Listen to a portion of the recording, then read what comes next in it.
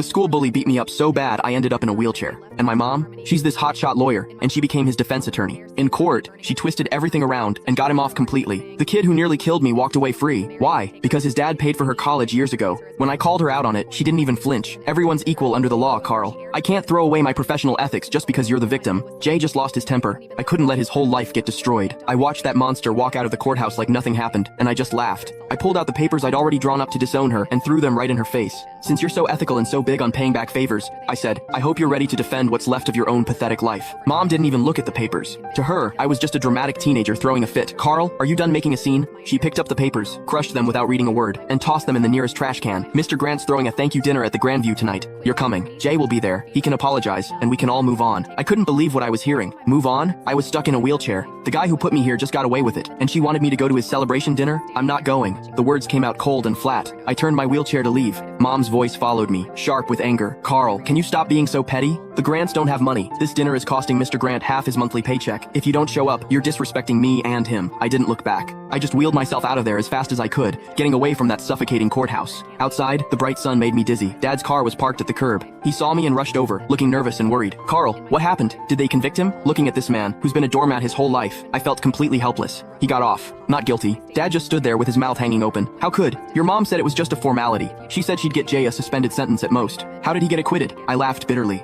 Dad, your wife is a star lawyer. When she wants someone to walk, they walk. Even if that person broke her own son's leg. Dad wrung his hands, clearly stressed. But she must have her reasons. That Mr. Grant guy really did help her. Stop. I cut him off. Take me to the hospital. I'm not going home. Dad hesitated, glancing back at the courthouse. Well, your mom just texted. She says we need to go straight to the Grandview. She said if we don't show, she'll cancel my credit card. I looked at him, 50 years old, and he lives like a dog. Mom controls every penny. He doesn't even dare talk back to her. Then you go. I pulled out my phone and called a wheelchair-accessible Uber. I'll get there myself. Carl, don't do this. Dad reached for me, but I pushed his hand away. Dad, if you still think of me as your son, don't go to that dinner. If you go, don't bother visiting me again. The car showed up. The driver helped me in. Through the window, I saw Dad standing on the sidewalk, torn. Finally, he sighed, turned around, and got in his car. He drove toward the Grandview. I closed my eyes, and the tears finally came. This was my family. A mom with some twisted hero complex, and a weak, spineless dad. And me, I was the throwaway kid. At the hospital, as soon as I got settled, my phone started blowing up. Jay had posted a bunch of photos on social media. In the pictures, he's holding champagne, looking smug as hell. My mom sat at the head of the table, smiling like everything was perfect. The caption, thanks Aunt Susan. Justice might be slow, but it always wins. Cheers. Justice. Screw his justice. I opened the comments, full of ass kissing from Jay's buddies. Jay's the man. Susan's a legal genius.